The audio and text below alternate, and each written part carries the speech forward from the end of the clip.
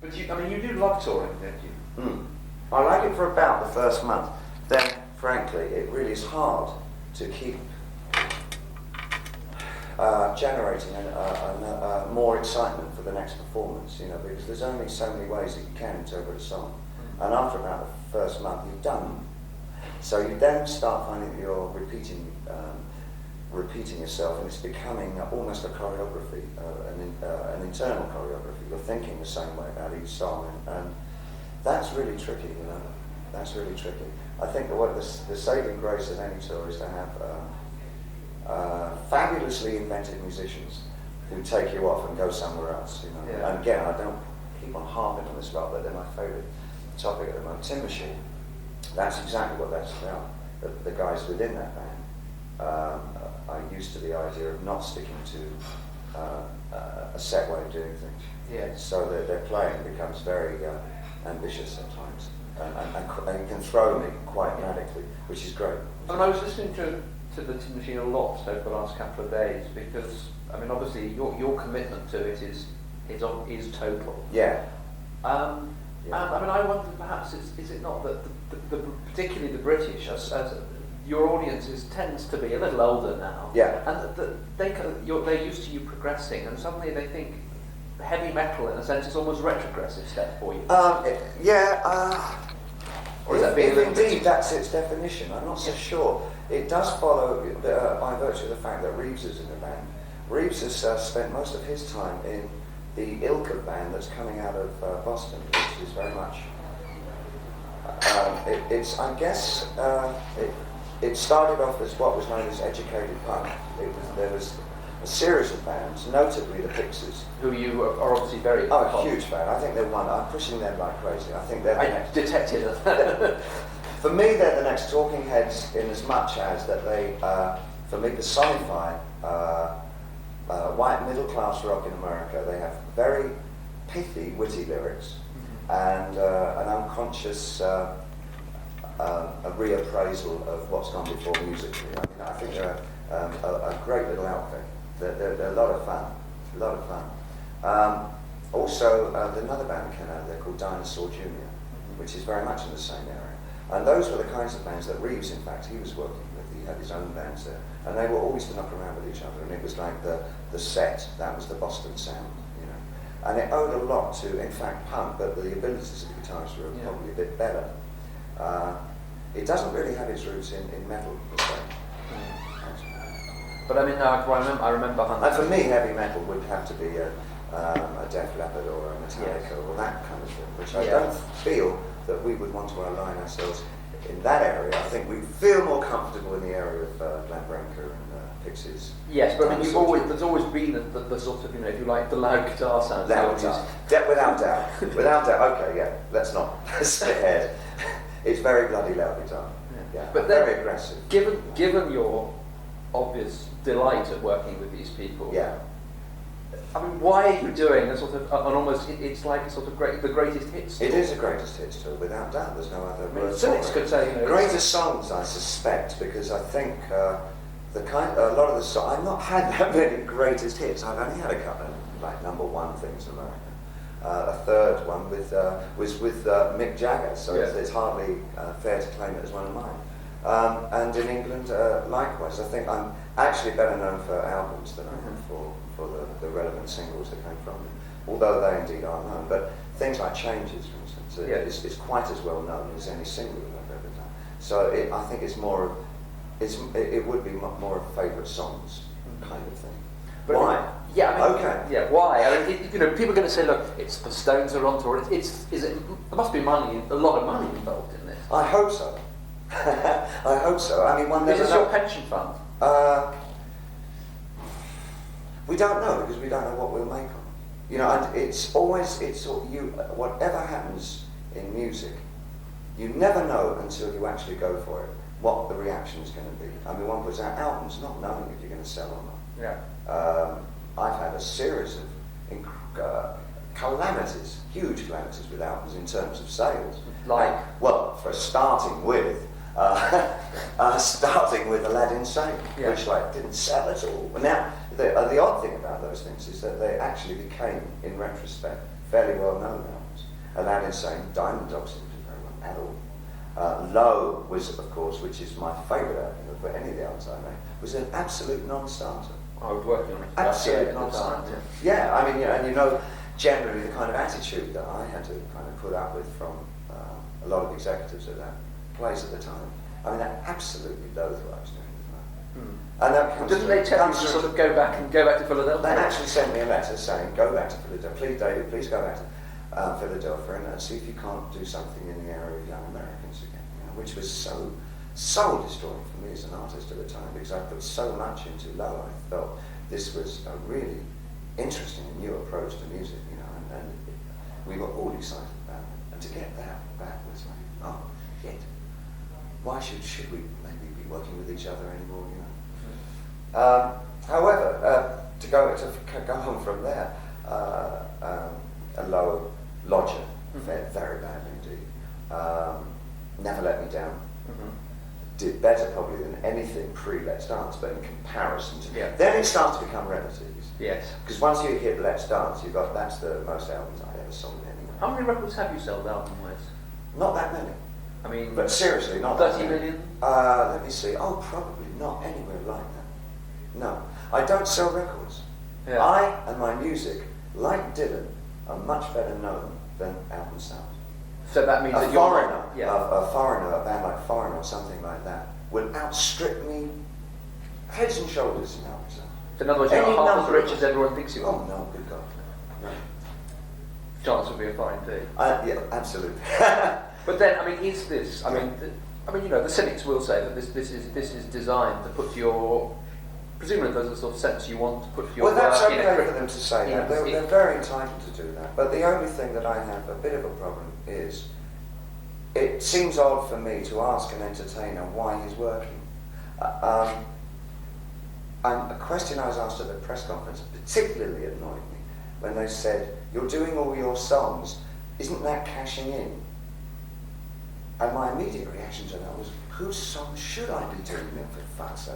Yeah. You know, do I go out and do Cure songs? I mean, whose songs am I expected to do on a tour? Yeah. And is it very important to you that, one, should I only pick obscure songs of mine? Or should I pick songs that people really want to come and hear? I think it's a moot point, frankly. I think it's an easy setup. Yeah. That's a question. But I mean, you say. So I was going to answer your question. Yeah. So Ryko Disc was passionate about putting out a best known one, because obviously it helps their catalogue. And they asked me if I give it support, and I said, well, I will. And well, not only that, it could be very useful to me as an artist to be able to actually at the same time stop doing them. Because if I do it this one time, something I've never done, which is do play all the songs that people want to hear, because I do have a penchant for playing obscure, Right. kind of, treat my shows much more as a vehicle for an inventive way of doing songs or something like that. A display as much as anything else. It might be a good way of actually finishing one phase to allow me, to give me motivation to carry on my work in other areas, so that I can no longer depend on going out with old songs. So that when I'm in my late 40s, like some of my peers, that I will have built up, hopefully, a new repertoire, something reflective of this present period that we're going through. And for me, and it keeps me motivated. Yeah, but do you really think that in 6 years' time you won't still have to play some Absolutely. songs? Never again. I'm absolutely committed to it. Never say never? No, I will say never. Yeah. I will definitely never do them again. Possibly. No, I'm serious. You have to say that. No, I don't. No, it's unequivocal. I definitely, absolutely made up my mind that this is something I very much want to do. I think because for so many of us who are at this age in rock, it is unusual for us, where it's never happened in rock. It does now embrace an enormous age range. Yeah. Isn't there some Modern music, because it's no longer fair to just call it rock anymore. I think that rock or rock and roll, that sort of frankly inadequate descriptions of exactly what music is now. Popular music. I feel more comfortable with popular music. It's never reached this stage, except of course it has done in big bands and jazz and so but for us it's new. Yeah. So we can follow the tradition of what's always gone down before, where you drag your legacy along with you. Yeah. Or you can try doing what we used to be known for doing, which was trying new things. So one new thing that occurred to me is to not do anything I've done before. Just do it, almost finish that phase, and then start off again, because nobody is doing that, and I want to see what happens to an artist when he does that. Do you feel then that in the sense of the 80s you marked time a bit? I think there was a fair degree. I picked up my own enthusiasms again. I must be frank, when I started working with Reeves Gabrels and the idea and the occurrence of Tin Machine. The two albums there that immediately followed Let's Dance were from, I felt like I was in some kind of mire. I wasn't quite sure what I was doing anymore. And it's unfortunate because I laid too much emphasis on working in an environment where it was producer oriented, where it had a session man feel to it. And that, frankly, I think I lost some very good songs in there somewhere. Because I liked a lot of the material that I was attempting to do. Yeah. But I just didn't think my approach was anywhere near as accurate as it should have been. But weren't you in a sense making up for having lost some of the 70s? Lost some of the 70s? Well, I mean, in the past you've talked about, Station to Station is just my favourite record of yours. But, I mean, I've heard you in the past say that you really don't remember very much of a year or so. That's very true. I didn't. I mean, there's a whole period between late '74 and '76, which is very, very hazy. What were you doing? Well, cocaine, obviously. But an enormous lot. I mean, you had to do quite a lot. Excessive amounts of cocaine. I was, an absolute, complete addict to it. Very, very, very addicted to it in a highly dangerous fashion. But I don't quite understand the relevance of that, of losing my 2 years in the lost weekend of the 70s, how I would be compensating by doing those 2 albums in the 80s. You'll have to... Making some money. Oh, I see. Financially, I mean, because Let's Dance was a brilliant, huge success. Yeah. Tour was a success. Yeah. The next 2 albums were... I mean, from my point of view, I've been a huge fan of yours since God knows when. Yeah. And sort of, you lost me in the 80s because I just sort of felt I didn't like the glass. I didn't like the glass fight. That's unfortunate. I mean, tonight. I mean, I love Let's Dance. Yeah. But it wasn't to me a great Bowie album. It was a great album, but it wasn't. It was, tonight, wasn't it? What it was, in fact, was a great Nile Rodgers album. Yeah. I mean, tonight I was very keen on, because a friend of mine, Hugh Padgham, was working with you on that, and so I mean, I was hoping for him. I wanted it to be a success. Yeah. And Tin Machine, when it came out, I mean, having been listening to a lot of it, it's starting to make a little more sense. Yeah. But so I kind of felt a bit let down. I think some other. I'm quite certain they did, and I think in some areas. I do disagree with you about the tour.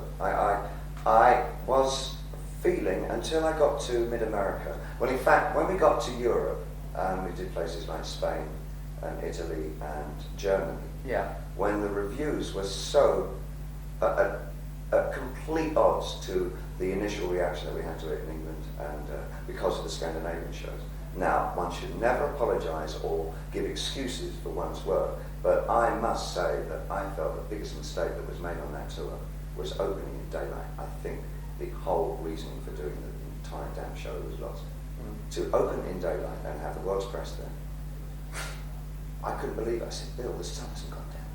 And he said, I'll be alright, a lot of people here. I said, Bill, the sun hasn't got down, and this whole fucking show is about lighting. And even as a rock star, you can't make the sun go down. You can't make the sun go down. Put a tent up! Oh God, what are we going to do? So it was all that, because it was one of the most ludicrous oversights ever. Is what time does the sun go down here? Yeah. So for me, I mean, that I felt that I'd been set up. I should have done more homework myself. I felt we'd been set up very badly for the start of that tour. Subsequently, we got to play it indoors in quite a few places in the rest of Europe, and it received unbelievably good press. In terms of it being innovative, that the approach to presenting rock, it was totally new. There hadn't been anything like that before. And that there were areas of it which surely would change the way that rock was done. Absolutely, because I remember very much at the time that one of the first things that happened is that the entire Prince show came along to see us in Italy, went back to America, came over with a show which was not dissimilar to my approach on Right. Grassfire. And subsequently the Stone show owes an awful lot to the lighting style that I created on Grassfire. It was an innovative show. Now whether that's good or bad, I don't know, because you've got to keep trying. But one keeps trying. But there must be. However, yeah. on the albums I do agree, to a certain extent. I think the material in there, I think there was some extra material in there. I think a lot of it went very wrong. I think things like Dancing with the Big Boys with Jim, with Iggy, was a fabulous track. I thought that was really an interesting variant on disco, on dance music. It had that free associational kind of quality to it. It was a very exciting piece of music. That I think some of the songs, Loving the Alien, Blue Jean, I think they're great songs. They really are. Loving the Alien doesn't come anywhere near the demo that I did for him, which really pisses you off. You know? Better put it on the Riker disc. I know, yeah. That's probably where it will go. And I've actually got the demo of Let's Dance as well, which is interesting in as much that it's so totally different from the way that Niall arranged it before the album and made it into this thing. This thing, yeah. What, almost a monster for your own band? Yeah, one can't be too sort of negative about it, because in terms of exposing me to a whole new range of people, I mean, it was superlative, but I mean, obviously it does carry its own sort of baggage around with it, doesn't it?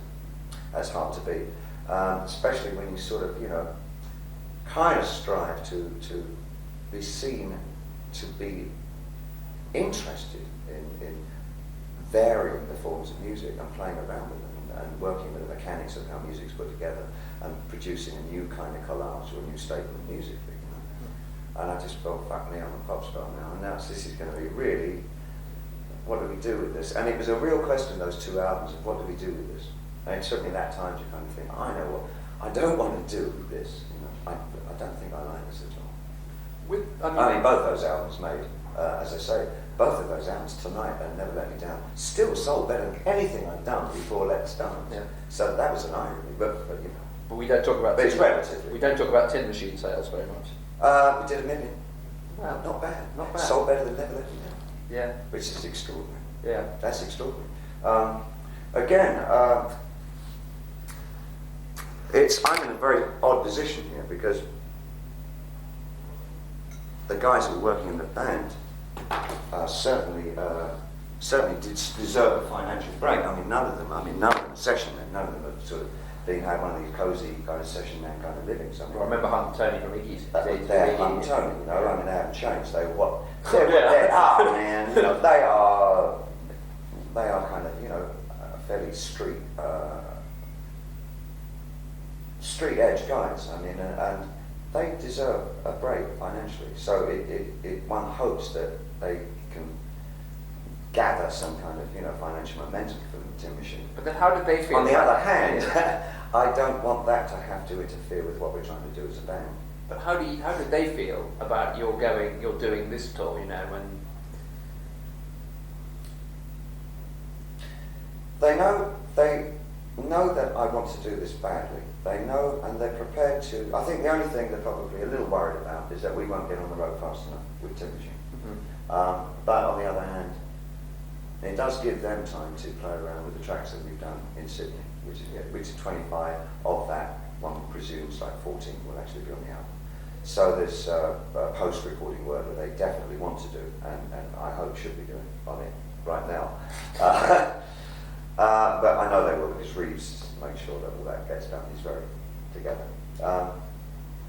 I think they understand what I'm trying to do, and I guess they might feel a little bit out of the picture on this one, but as I say, they do have their own project that they are working on. So there's a degree of fulfillment, and their time is not wasted during the time that I'm on the road. A cynic might say you're doing this tour. But there again, I never promised them the world. Yeah. You know, it's like... Yeah. One might say that you're doing this tour to finance Tin Machine.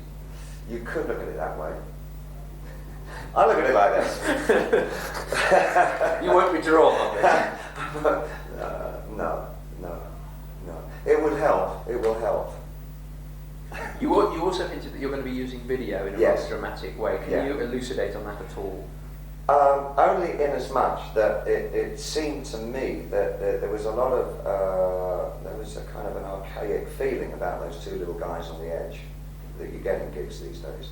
That it's very modern to have video up there, but it's now been there ever since we've known about video in stadiums. There must be a way of integrating it with the stage more. And that's what we're attempting to do. And at the moment, we've got some effects with it, which I think are absolutely startling. Does this mean, extraordinary. could this mean then that it looks on stage as if there's a sort of view at 4 foot high from however it is, and then also a video view at about 8 foot high? Possibly even more than that. It's like a show in town. Is there a big enough, will the vision be big enough to satisfy I your hope ego? so. My ego. I mustn't anticipate questions. No, that's unfair. Well, I think it'll be big enough to satisfy my ego, yes. But hopefully, I also hope it'll be big enough for the audience to see what's going on. I mean, just talking to you now about the way that you seem determined right now to put aside childish things, if you like it. I mean, it seems that you've reached a certain point in your life. I mean, Joey is now basically an adult. Yeah, hold on. Childish things. It was the African right. Trying to put aside childish Yes, things. who is it? It's Rudyard Kipling. Yeah, yeah. It's Jungle Book or something. Yeah, like that's that. right. But I mean, you know, your son is now really an adult. Yes. You are at some point perhaps going to marry Melissa. Yes. Which will may mean starting another family. Mm-hmm. So are you kind of restructuring putting aside your past to start again from? I think actually I am painting myself into a corner. Yeah, but I don't think that that's new to me. I think that's something that I periodically have done all my life. Is do that very thing. Going to Berlin had exactly the same kind of thrust to it, which was to change my motivations, re-establish links with what I wanted to do when I first started writing and performing, and reactivating an interest and excitement, enthusiasm in myself for both my work and for life generally. You know, I think one does do that. Yeah. I mean, but Berlin was a strange. I mean, I spent 6 months in Berlin Yeah. when I was 17, and it was a very odd. I mean, when you went there, I thought, this is a strange place because it's very strange. You have East Berlin was very different then. You were also, presumably, you're getting off drugs as well. Wasn't yeah, you? absolutely. So one had You and Jim. Yeah, absolutely. Had a very heavy weight around that next to that. And we weren't going into programs and all that. It was a quite kind of, you know, how you doing, Jim? How you doing, Dave? All right, man. I mean, it was like they were haggard days in the beginning. There, you know, it took that good 3 years to sort of, you know, kick that atmosphere of actually needing something to rely on. Yeah. Oh. So, but I mean, now, I mean, there's been. Obviously, I've got to ask you about Joey. He strikes me as an extremely sensible young man. I mean, everything I've ever read about him seems. Yeah, he's a good boy. I mean, he's a. Again, I think that obviously has to be the other secondary factor why my life had to change in the 70s, you know, quite honest. And he was with me during that period, and must have been quite strange for you. it was very odd for all of us. I mean, it was me coming off one thing, getting back into understanding the responsibilities that one has to undertake being a parent, establishing a new communication with him, which I hadn't had a good communication with him for quite a few years, but since about his second year, because then it was the road and it was this fame thing and rock. And he was always with his nanny. You know. Didn't know his mum, but no, exactly. And he didn't know me. So it was all that, you know, going through all that. Now we're at a situation where I hate to use a cliche, but there's the brotherhood thing. You know, Yeah. one feels because he is an adult now. I obviously, you know, understand and see the youthful attributes that he has, and he obviously sees the old man in me. Yeah. You know, but somewhere in there that I think I'm still. There's still a vibrancy between us. We're both interested. We're not disinterested people. So I think that, you know, we've established a very firm relationship, and we love each other very much. yeah. But I mean, you said at the press conference that he has no sort of real interest in music. What's he interested in? Well, okay, his two passions are rugby and American football. I know, don't. Is he a Chris Walton? My son, the jock. He absolutely. Oh yeah, he played for Gordonston, and Yeah. he now plays for I think he's just gone to the trials for the team where he is at the moment. And he also plays American football 3-4 times a week. He's a big guy. I mean, he has. How big is? Because you're not particularly tall, are you? No, I'm 5'10". I mean, he's about 5'11", but he's about wide. Very wide. Yeah, big. Well, so he can beat you up if you misbehave. You know? I would hope we would never get to that. I don't believe in parent abuse. But he's left Gordonston now. Yeah. Is he going to go on to university or? He doesn't know. I mean, he's going to go through with the A-level thing, and I think he probably would like to take a year and make up his mind exactly what it is he wants to do, which is fine by me because I remember what I was like at 18, and the difference is that there was never any doubt in my mind. And I think it's difficult for a child, I can't call him a child anymore, for a teenager, when there is no specific thing that they're divinely drawn toward, to actually understand that that whatever decisions they make now, they're not irrevocable. Yeah. He can change his mind. Yeah. He doesn't have to say, "Oh God, what am I going to do for the next 40 years?" You know, Yeah. It's not that. It's about also easing oneself into a situation that you find firstly fulfilling, and secondly provides you with an income. But it's less easy now than It's it was less when easy. you were 18. Absolutely. When I was 18, I mean, Absolutely. I knew I could always get a job or change. Now, Yeah, no, it's not like that. No, it's not a given, and especially if you're not going to go, which he, understandably, I guess in some ways, does not particularly want to go into an entertainment sphere. I think because it would be only too easy to pull strings on that. Yeah. It's like, so I think he's thinking about it. I see that with all his peers. They're all very much of the same kind of thing. a bit too serious, perhaps. He's a serious lad, but he's not really serious. What's he studying? He's studying ancient civilization, English lit, and political science. Liberal arts education. Yeah. Do you think he'll go? Where do you think he'll? Presumably he speaks a couple of languages as well. Yeah, he does. What, French? Yeah, French. Better than you? Oh, yeah. Anybody speaks French better than me.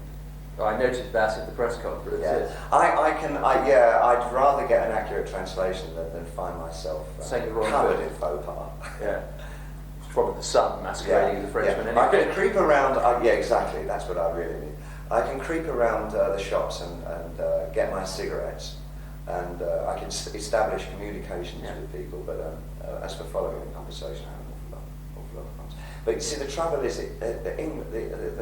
the leftovers of the colonial age are still with us. It's so easy to speak English everywhere, Yeah. that unless you are drawn to languages, which I'm not, then, do you speak English? Yes, of course I speak English, especially, in Switzerland and like Paris is hard because they speak English behind your back, but... Yeah, they won't speak it.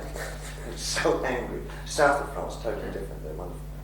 But I think in Switzerland it's relatively easy to just speak English everywhere. Well, when I was in China for 2 months, English was a second language. I learnt a bit of Mandarin, but it was just, Bravo, that's really awesome to pick up that. Very difficult. Yeah, it's a 5-tone thing, isn't it? 4 in Mandarin. Is it 4? And 9. 4 in Mandarin, 9 in Cantonese. No, 7 in Cantonese, but people reckon there may be 9, and they're keeping the other 2 quiet from the foreigners. Did you ever hear of a guy called David Kidd that worked he worked for New Yorker magazine in the late 50s and early 60s in Peking, Beijing, and established himself as some kind of aristocrat, and married the daughter of the High Court judge of Peking, and lived the life of an aristocrat right up until the revolution. And there's a wonderful book that he wrote. I met him. He lives over in Japan now. He lives here, expat American. Went there. Oh, I know the book you mean. I haven't actually The read it. Emperor's Horses. Yes. It's called The Emperor's Horses. Extraordinary story. Absolutely delightful story. He ended up escaping and going to Japan, teaching Japanese philosophy to the Japanese. Unbelievable. And his wife went on to America, which I think was a wonderful changeover. Yeah. To become an IBM troubleshooter. Yeah, it's so weird. It's a weird place there. Because I gather you're very interested too in sort of the wholes of Southeast Asia. Yeah, they're in there, and in particular Indonesia. I find a fascination. Why Indonesia? I think probably because one feels that it's the last undiscovered area. In a way, there's not that much that's on record, apart from a couple of movies like Year of Living Dangerously, Soweto's government, Peter Weir's film. But the idea, the feeling of the lost continent, kind of thing, Lombok and Flores, stretching over to Irian Java and all the other way to Sumatra. I mean, it's wow, it's just like... I've got a friend at zoology who spent 6 months in... Do you know the Blair brothers? I don't know them. Lawrence, no, but do you know their work? Yes, the yeah. Ring of Fire. Yes, I mean... But Lawrence is a good friend of mine, and he really sort of helped me bone up on what it is that is exciting about that part of the world. But it is different, isn't it? It's that area in New Guinea, what used to be New Guinea, where all the tribes speak different languages. And within metres of each other. I mean, I just that village to village, a man is killed if he should dare talk with a girl in the next village. I mean, I find that fascinating because I mean, like, I want to, I'd love to go into some sort of deepest jungle because you've got to do something. There's I'm a sucker for that romance. I mean, for me, Joseph Conrad is the be-all and end-all. It's the idea of James Brooke out there, sort of having the Dyaks come to him and saying, "Please, can we go and have a few heads today?" Saying, "No, you can't have any heads today. I've got a ban on it." It's like, it's also loony. But I mean, do you want to do that? So, I mean, do you want? I don't want to do that. No, I don't. But I mean, do you want to sort of travel in that? Yes, part of the world? I do. I've done Java. I've been to Java several times. A much better way of saying it. I find that an extraordinarily fascinating place, and I've been to. Actually, I still find, because of its Hindu basis and animist kind of feeling, I still find Bali, northern Bali, not southern Bali, which I think is virtually destroyed. Which Australian took, sort of Benidorm It's was Australian. horrendous in as much that it's the usual syndrome, where it's just like continental hills and it's all gone, it's over, it's finished. But once you escape the artist village of Ubud and get north of there, areas like Karangasan and Singaraja, all along the top coast there, it is an extraordinary experience because virtually their way of life has not changed for 400 years, 500 years. They are the only island within that whole belt that was never taken over by Islam. So they're the only island. Ah, that's interesting. Yes, so you've got... The rest of it is solid Islam, except Bali, it's Hindu animist. So there's a feeling, a far more esoteric, mystical feeling there. There's a great equilibrium. The thing that fascinates me is the balance between dark and light, good and evil, right and wrong. That they keep this balance. But that's always been apparent in your work anyway. I think there's probably a psychological reasoning about it. That this feeling that one is not just ruled by one set of passions. Both come to play all the time. And it is manifest in that island. It's an extraordinary experience. To be able to go into some of their villages late night and see some of these celebrations and things that happen, it's quite unnerving. The trances with the self-dagger things, it's like guys pushing these hideous crisps. Oh, is that the one where they turn the handle and leave the blade inside? No, they don't actually puncture their skins most of the time. Yeah, but sometimes they screw up a bit. But I mean, it's the shirtless and the blade is positively producing a cleft within the flesh, and they're out of their minds. And it's like it's sort of, where am I? What is going on? This is so unnerving, and I like that unsettling feeling. I've always liked that. It's always been a great inspiration for me to be somewhere that I don't understand, and when I do understand it, it feels flat and sort of everything goes tepid, and I have to move. The problem with Indonesia is actually the politics of the place. They're very divisive. I mean, it's rainforest destruction and to an unbelievable extent. I mean, the amount of cutters that have been sent into Irian Java is just phenomenal. I mean, something approaching 1 million cutters have been sent in there. I mean, that forest has a few months. I mean, it's 1 million cutters at those forests. It won't take them any time at all to completely demolish it. Yes, the other side that will be interesting in the not so distant future, of course, is when Hong Kong collapses. Yes. When that changes over, there's a very strong feeling in that part of the world that it's Indonesia that's going to pick up on that business, not Singapore or Taiwan or all the other. Or Bangkok. Not at all. There's a great feeling towards. But I think, but they'll have to get their act together a little bit better. Yes. I mean, because no one these days is going to pump a lot of money into a place that is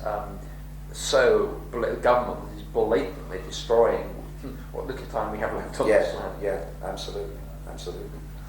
But I'm pretty sure that we'll see an extraordinary phase change in Jakarta over the next few years.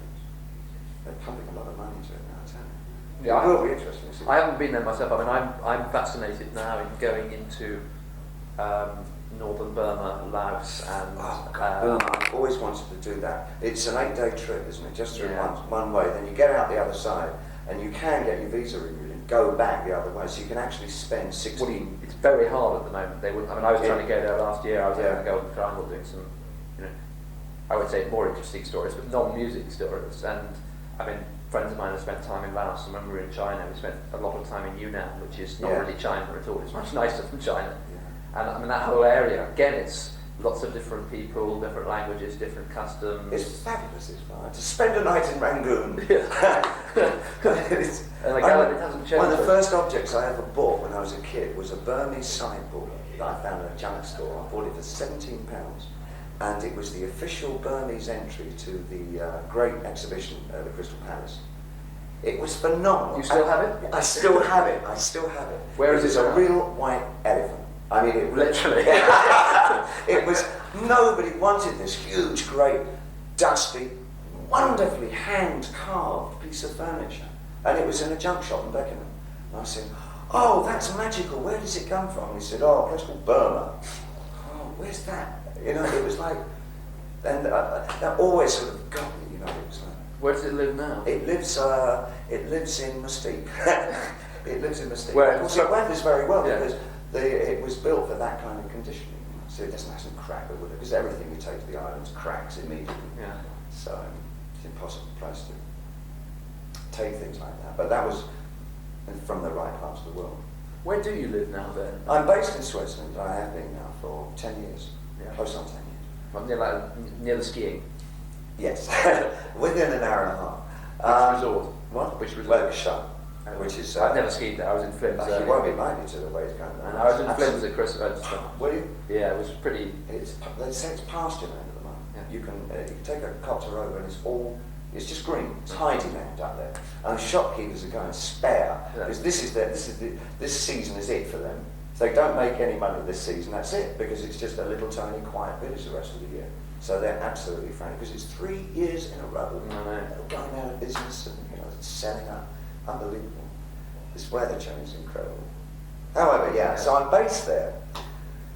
And it really does, that is the operative word, because I spend so little time. The 6th month, for instance, is, for this last 6 months, this last month I've been in America, off and on. I spent a week and a half, 10 days on holiday for the Christmas and New Year. That was Mustique. Yeah. Well, you've got a place there as well. Yeah. And then, just before then, I'd just come home from Australia, where I've been in Sydney with a band. We'd spent 2.5 months there working. Then I went from Mystique, I went to New York, and I established myself there to do pre-production and rehearsals for the tour. And before Sydney, I'd been in Java and Bali, and had done my first real trek around Australia, which was just fantastic. Well, that's sort of right in the outback. And that's the real thing. I mean, do you travel alone, or do you go with mates? At that particular time, I was with Melissa and Coco and her boyfriend, and we stood, the four of us went up there. And we went over to Kakadu Park and just got lost there, and it was just the most extraordinary piece of land I've ever seen in my life. It was just phenomenal. So prehistoric and ancient, the stone structures that... Hello?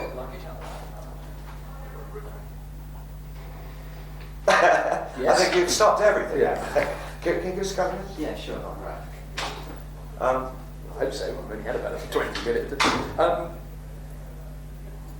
I mean, it was also... So that's how my life tends to go. Yeah. If I'm not working, my passion is travelling. So if I'm not working, if I'm not travelling because I'm working, then I'm travelling because I like travelling, and I want to be Eric Newley. Right. I want to be all those guys, Paul Thoreau. Go to Yunnan. You'd really like it there. Sometime. That's really interesting because it's just different and it's not really touristy. But That does sound interesting. My other passion has been Tibet, which I've never got anywhere near, but I would. It's difficult. It's now. difficult. There's real problems. China is coming apart at the seams like Russia is. I know. People think that Peking was bad. What happened there? But I mean, if Thatcher had ever allowed anybody to really sort of present the facts about what happened in Tibet, a complete genocide was committed. without doubt. Well, that's unfortunately a Chinese habit. Yeah. They don't like people who are Chinese. You mentioned, because it was in Australia really that you got together with Melissa, wasn't it? Yes, it was. Well, it had come together very slowly. I mean, we'd been sort of seeing each other off and on throughout the tour. I mean, it was. I mean, originally hired. I wanted somebody who I needed for 2 pieces in the show. I needed somebody who did ballet, so I needed a ballet dancer. But I didn't want luggage, so I wanted somebody who could also do other kinds of dancing. And trying to find a ballet dancer who could do street dance was almost impossible. And there were only 2 girls. There was Melissa and another very attractive blonde girl that came along to the auditions that had their roots firmly established in ballet firstly, but knew enough about street to be able to, were doing jazz dance as well, were able to pick up what I needed in that area. And Melissa, because of her black Irish, Spanishy kind of look, I thought that's great. She's great. She's wholesome, peach, all that. Super. With, I mean, because your Australian tour, there was all that, you had all that problem with the rape case as well, didn't you? That all hit in at that time. No, yes, it would have been around that period, yeah. I mean, did that sort of, in a sense, because I gather from that tour you weren't able to sort of perhaps enjoy yourself publicly as much as you, did that sort of help your relationship in a sense? No, that didn't happen at all. I carried on what you might say, enjoying myself. No, because we'd been actually coming together over that entire tour, and as the tour peaked to an end, and it was like, well, we're going to see each other again. Were we going to make a commitment to see each other again? Yeah. And we said, yes, we are. We actually enjoy each other. Why has she done that? You know, lasted, if you like.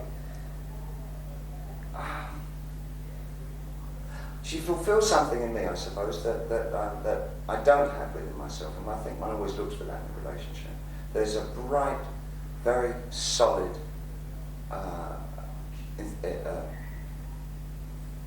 totally buoyant attitude towards life that is something that I find irrepressible. Oh, it's the television. Oh, that's horrible. You can't turn it off. Yes, you can. That's the one thing you can always do. And I found that I just found that increasingly exciting to find somebody so buoyant about life, their life, and how wonderful life was. But it's quite an age gap, isn't it? I mean, 20 years. Yeah, 20 years. Nothing. I don't think so. I don't find that. I've seen couples, I'm sure we all have, that are very far closer in age to each other and have absolutely nothing in common whatsoever. Probably shouldn't be with each other. I don't think the age factor is it. It's whether you relate to each other in any kind of meaningful way. I mean, ignoring the marriage question, which has been gone, because I think it's just the press here just want you to be respectable again. Do you think that's what it is? I think it is. I think they want you to be old. They want you to be old and married. You know, that's like they always want Mick and Jerry to be married because it sort of means, you know, they finally joined. Finally joined. Yeah. But do you want more children? Oh yes, yes. I quite like to have more children. I very much want to make sure that there was that my life was in the right kind of receptive situation to have more children. You know, I learned so much with Joe, having Joe grow up with me, that I realised that I would have to approach that situation with complete sensibility and not be quite so willing to just be away all the time. Yeah. Is Melissa the right one then? We shall see, won't we? I mean, you've said in the past that you actually just sort of you suddenly realised that you'd fallen in love with her. Is that actually, where was that? That was after the tour was over. Where were you at the time? In Australia, having a holiday. And it really, as I say, it was a question of, well, after this, we go our separate ways, or do we? And I think not. I don't think we will have separate ways. I'm enjoying this. Let's keep it enjoyable. So it's a very easy decision to make. Except, of course, that she's busy the whole time. She's busy the whole time, but it does mean that I spend an awful lot of bloody time in Los Angeles, which is not my favourite city in the world. But you know, one has to do that. What's the movie? It has worked out really well, in as much that we're very rarely working at the same time, which has been great. Steve Martin has a new movie coming out called My Blue Heaven, and she was asked to do that, the dance sequences with. So as a dancer. And in between that, she works for the company, but of course that is not a rent-paying situation. Yeah. You do ballets for love, you know, and so she does the film things, or what's called industrials, and any video things that come up to pay rent.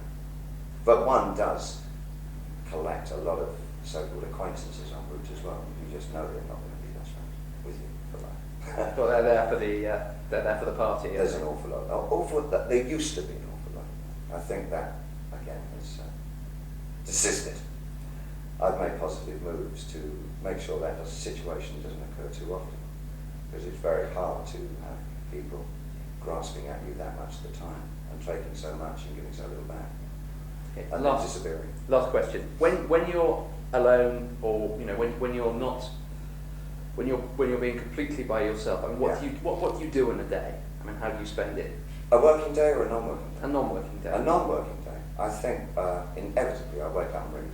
Yeah. I read a good solid 2 hours before I do anything. I read at breakfast. Not a particularly sociable man at breakfast. I just read. I like to read. Then when I've eaten and had a fill of whatever chapter I'm on, then I like to talk. Really. I like to discuss things. Firstly, I like to see what's in the paper, and for me that's the Christian Scientist, or at the moment the Trib, which is okay. But the Christian Scientist Monitor is probably one of the better papers, and you know that. It's one of the better papers, actually presents fairly accurately, possibly as accurate as possible a picture that you can get of what's happening. And if I'm at home, then I'll paint, or I'll write a little. Again, if I'm up in the mountains, I'll ski all bloody going. Yes, I know. That's better than anything, really. It tends to be quite quiet. I guess looking at that, it's fairly reflective. When I'm not working, it's kind of reflective days. Yes. They're reading, thinking, talking days. What are you reading now? Right at this moment, well, I kind of gave you a clue earlier. I'm reading Traveller's Tales by Eric Newman. I'm also reading Anthony Blunt's theory of art in Renaissance Italy, 16th century. Which goes in with your love of paintings like Tintoretto and music? Music I'm listening to, at the moment I've been passionate about a thing by Steve Wright called Different Trains, which was his interpretation of his problems as a Jewish American coping with the feeling of the Holocaust and what it did with his relations. It's a superb piece of music, absolutely great, with narration. It's rather like a sort of a classical rap. He takes the voices and quotations of survivors of the Holocaust and puts them against, and samples them, puts them against music. It's a journey through that whole period. It's quite an incredible piece of music. Really wonderful. And pop? I won't say the pictures again. Well, then we got the idea. I tell you what I like. I think Dylan's new album is great. No Mercy. And that's a wonderful new album. And the best thing he's done in an awful long time. I listened to Public Enemy. I'm not quite sure what I make of that. Let me see. And the Pixies. And of course I'm playing Tin Machine tracks night and day. So I'm so madly excited by the next album.